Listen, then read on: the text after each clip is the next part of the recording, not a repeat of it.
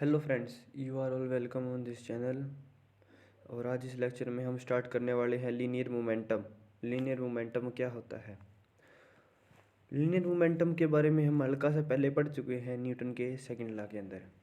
Newton का second law क्या कहता था कि किसी भी ऑब्जेक्ट पे अप्लाई किया गया फोर्स उसके किसके बराबर होगा? उसके rate of change of momentum के बराबर होगा। हमने क्या पढ़ा था? जो एफ होगा क्या होगा? D P upon D T, rate of change of momentum, हम ये पढ़ चुके हैं। तो इसी से हमने लीनियर मोमेंटम की सेकंड लॉ के जुड़ी हुई है, तो इसकी जो डिस्कवरी वगैरह है या कंसेप्ट है वो भी इन्होंने दिया होगा, न्यूटन जी ने दिया होगा। तो सबसे पहले तो उसका कंसेप्ट किसने दिया है? न्यूटन ने दिया है। मोमेंटम क्या होता है एक्चुअली? के मोमेंटम होता है किसी ऑब्जेक्ट का मास और उसकी वेलोसिटी कितनी है उसकी मल्टीप्लाई। मोमेंटम क्या होता है? Product of mass and its velocity, यानी कि P is equal to M V. P से नोट करते हैं मोमेंटम को, आप स्मॉल p से, ये ध्यान रखना है। इसकी डायरेक्शन है ना वो सेम रहेगी किसकी? मोमेंटम की और वेलोसिटी की। मोमेंटम की एंड वेलोसिटी की डायरेक्शन हमारे पास क्या होगी? सेम होगी।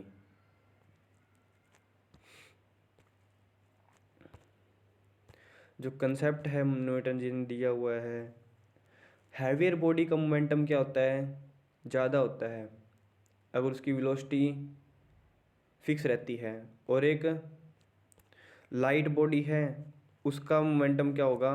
कम होगा, सेम वेलोसिटी है तो। सेम वेलोसिटी के साथ की बात कर रहे हैं, अगर सेम वेलोसिटी है तो हैवियर बॉडी का मोमेंटम क्या होगा? ज़्यादा होगा बजाय कि लाइटर बॉडी। लाइटर बॉडी का मोमेंटम क्या होगा? कम होगा। और अगर हम बोल रहे हैं कि एक्सटर्नल क्या है? फोर्स की एब्सेंस है। एक्सटर्नल फोर्स की एब्सेंस है तो मोमेंटम क्या रहता है? कंजर्व रहता है। सपोज करो एक बॉडी है, मैंने बताया था कि कोई बॉडी मूव कर रही है तो उसका मास क्या होगा? कम होगा। हमें ये तो पता ही है, एक्सटर्नल फोर्स नहीं लग रहा, तो यानी कि उसका मास m है इनिशियल वेलोसिटी और u है, m है इनिशियल मास और u है इनिशियल वेलोसिटी। तो ये ना उसी बॉडी का एक्सटर्नल फोर्स नहीं लग रहा। अगर उसका मास m2 हो जाता है तो वेलोसिटी क्या रहेगी? वेलोसिटी हो जाएगी v उसकी, क्योंकि ये क्या है, दोनों आपस में बैलेंस कर लेते हैं मल्टीप्लाई को।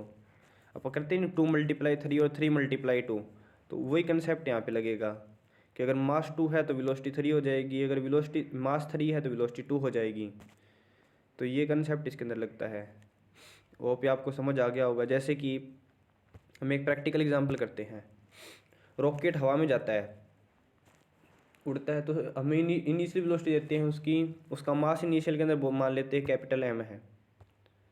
कैपिटल M है, किसको मिला के? उसके फ्यूल वगैरह को, सब कुछ को मिला के कैपिटल M है, और हमने उसकी इनिशियल वेलोसिटी दी थी u।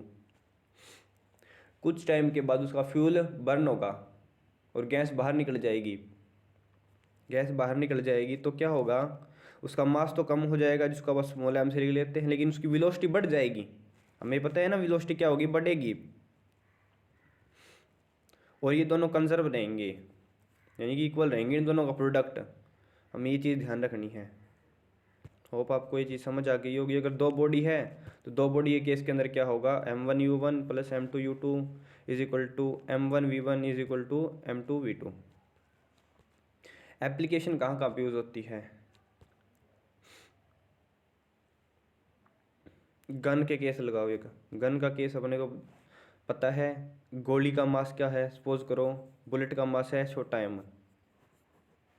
देखते हैं अभी, करते हैं। बुलेट का मास है स्मॉल m, उसकी वेलोसिटी है बुलेट की v। ठीक है, ये वेलोसिटी है। ये एक रिएक्शन भी देगी। वो कितना रिएक्शन देगी? कैपिटल M गन का मास है, जो उसको कैपिटल U गन की वेलोसिटी है जो पीछे की तरफ गई है गन। एक्शन रिएक्शन है ना, क्योंकि गोली आगे की तरफ जा रही है तो बंदूक पीछे की ओर जाएगी। एक्शन रिएक्शन हो गई ये न्यूटन थर्ड लॉ की वजह से, क्योंकि ये है एक्टिव फोर्स और ये है रिएक्टिव फोर्स। इसका डेरिवेटिव कर देते हैं तो एम ए आएगा, यहाँ से भी एम ए आएगा, बट ये किसके लिए आएगा, गन के लिए आएगा, ये वाला गन के लिए आएगा और ये बुलेट के लिए आएगा। तो ये चीज़ समझ आ गई। तो इसको रोकने के लिए, यानी कि गन पीछे ना जाए, तो जो होल्डर है उसका पकड़ने वाला, तो उसको क्या करना पड़ेगा, उसको टाइट पकड़ना पड़ेगा, हेल्ड करना पड़ेगा।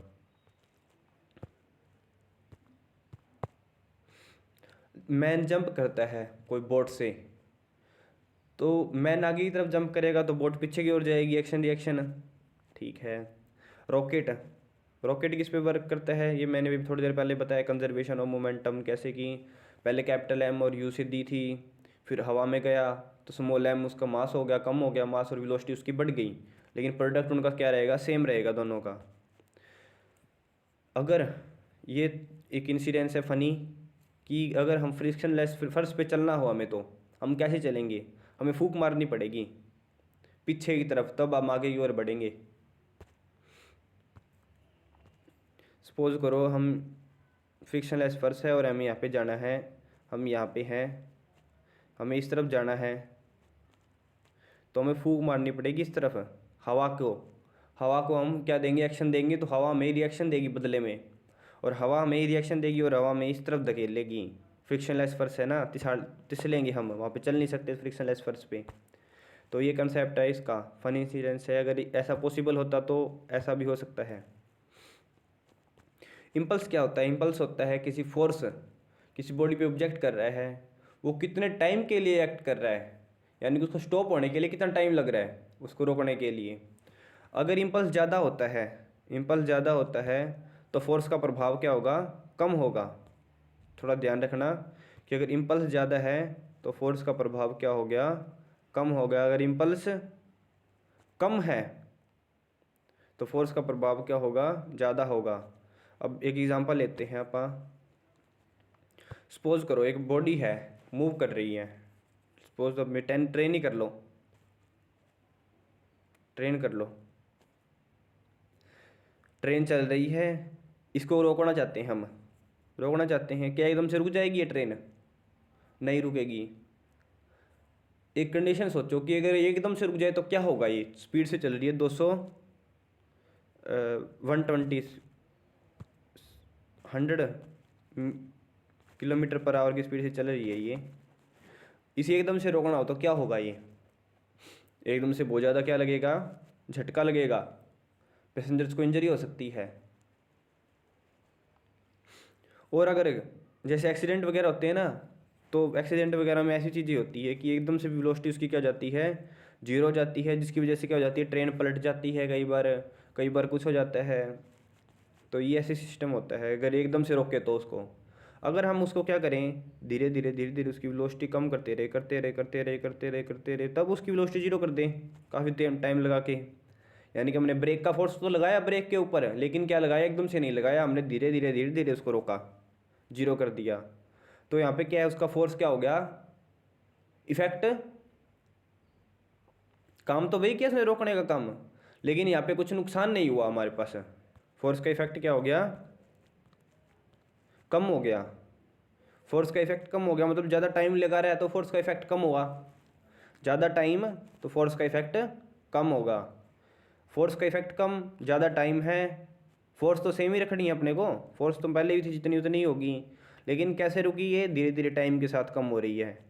टाइम के साथ कम हो रही है तो आई क्या होगा, बढ़ेगा। टाइम ज़्यादा हो गया तो आई क्या होगा, बढ़ जाएगा, हम ये भी कह सकते हैं। और अगर क्या हो हमारे पास है, इसको एकदम से रोकें तो कंडीशंस मैंने बता दी कि ट्रेन पलट सकती है, इंजरी हो सकती है पैसेंजर्स को, ये चीज़ें हैं। सेम ये कंसेप्ट है, अगर बॉल को एकदम से कैच कर ले, बॉलर बॉल को एकदम से कैच करे तो उसके हाथ को इंजरी हो सकती है।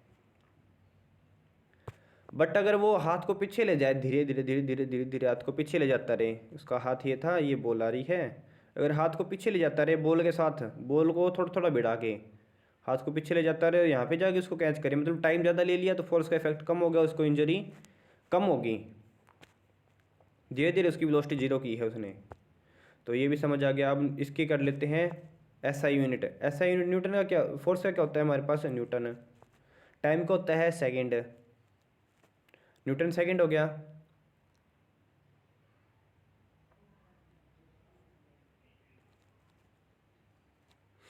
और न्यूटन का क्या अपन पढ़ा है, फोर्स का, एक force is equal to M A होता है ना, एम ए इंटू सेकेंड। अब देखो तो मास का क्या होता है, केजी। एक्सेलेरेशन का होता है मीटर पर second square into second. Second से सेकेंड कैंसिल हो गया तो क्या बच गया हमारे पास, केजी मीटर।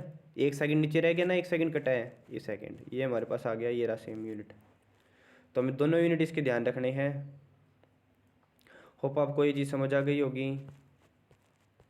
इससे कुछ प्रैक्टिकल एग्जांपल कर लेते हैं। हमारे पास मोमेंटम का एक प्रैक्टिकल एग्जांपल हमारे पास कैचिंग वाला मैंने करवा दिया। एथलीट को एकदम से रोक क्यों नहीं सकता, एक एथलीट, वही सेम ट्रेन वाला एग्जांपल लगा लो, उससे रिलेट कर लेना कि एथलीट अगर भाग रहा है किससे, 30 मीटर पर सेकंड से या 20 मीटर पर सेकंड से इस स्पीड से भाग रहा है, तो फाइनल जहाँ पे रस्सा लगा होता है या फिर जहाँ पे रीबन लगा होता है जीतने वाला, उसी पॉइंट पे आगे रुकता क्यों नहीं है, वो काफ़ी आगे जाके क्यों रुकता है। इसका कंसेप्ट में भी बताया है कि इसकी वेलोसिटी को धीरे धीरे करके वो जीरो करेगा। अगर एकदम से जीरो करेगा तो वो गिरेगा, या उसके बॉडी के इंटरनल पार्ट में इंजरी हो सकती है। तो ये कंसेप्ट हमारे किसके अंदर, एथलीट वाला। कराटे प्लेयर होता है जो, कराटे प्लेयर ईंट को तोड़ता है तो एकदम से बहुत फास्ट हाथ चलाता है वो।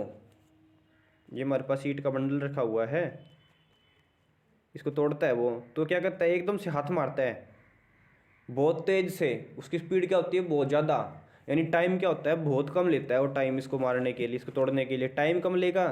तो मैंने क्या बताया कि टाइम कम ले रहा है उस चीज़ को रोकने के लिए, उस चीज़ को करने के लिए टाइम जितना कम होगा फोर्स उतनी ही ज़्यादा बढ़ेगी।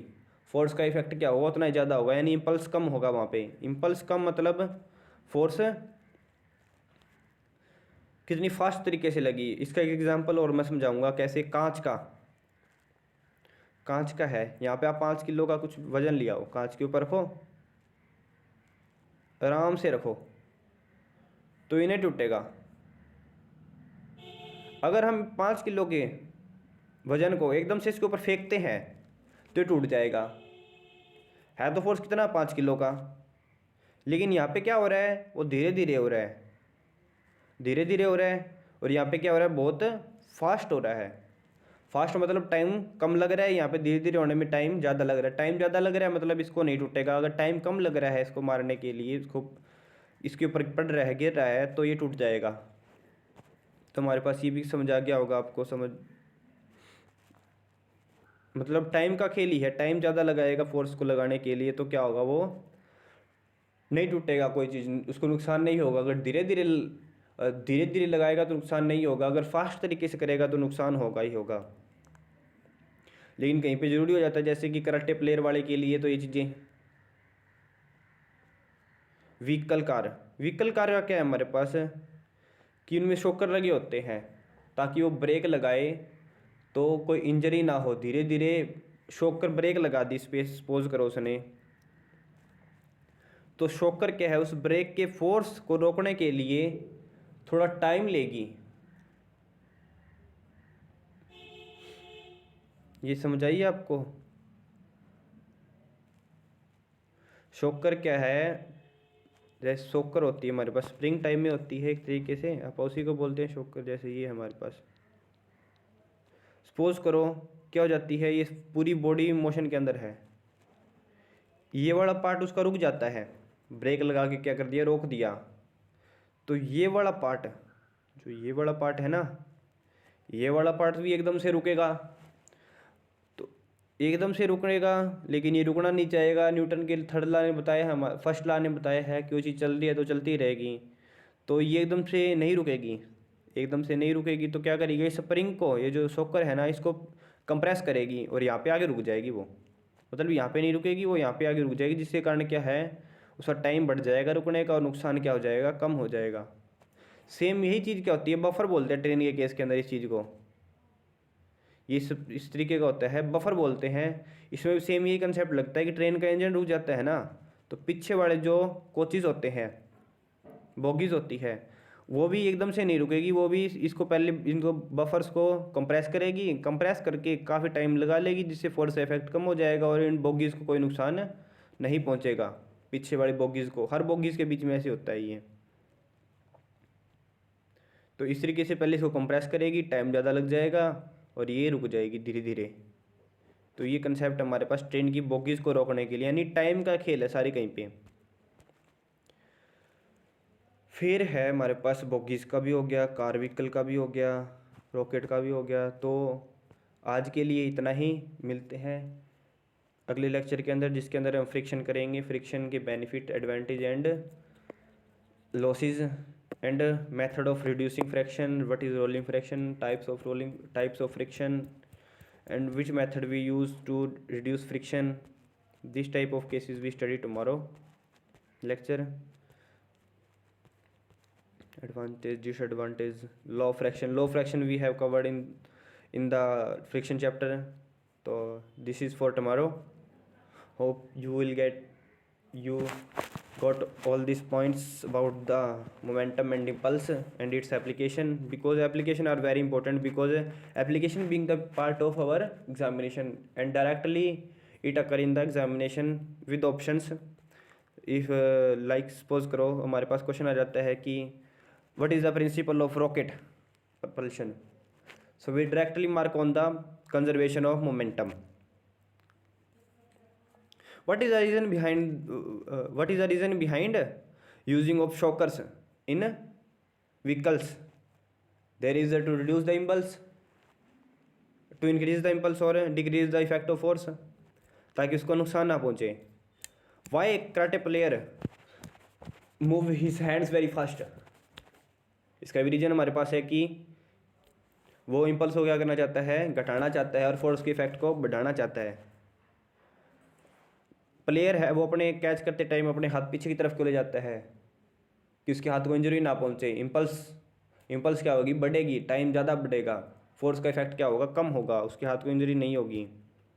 इनमें से कई पॉइंट दे सकते हैं तुम्हें, उसी पॉइंट के आंसर अकॉर्डिंग अपना आंसर लगा देना. कई बार क्या होते हैं हमारे पास एक ही क्वेश्चन के 3 ऑप्शन दे देते हैं और चौथा ऑप्शन बोल देंगे ए बी सी डी, तो हमें बताना पड़ेगा ये चारों पॉइंट इसके लिए वैलिड है. जैसे कि क्रिकेट वाला एक सा क्वेश्चन है, जैसे इसके अंदर एक ऑप्शन दे देंगे increase the impulse, second increase the time period, third decrease the force, fourth हमारे पास बोल देंगे ऑप्शन जैसे कि to reduce the injury to player.